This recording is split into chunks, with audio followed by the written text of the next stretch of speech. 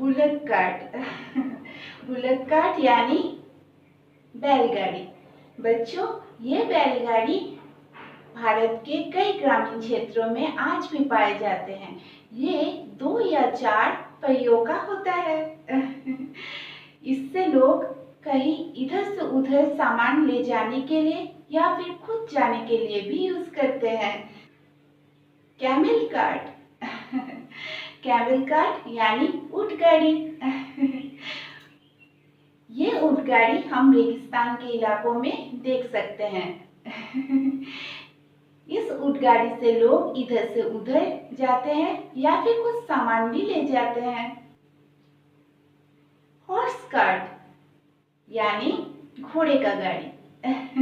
बच्चों, क्या आप लोगों ने घोड़े का गाड़ी देखा है? नहीं?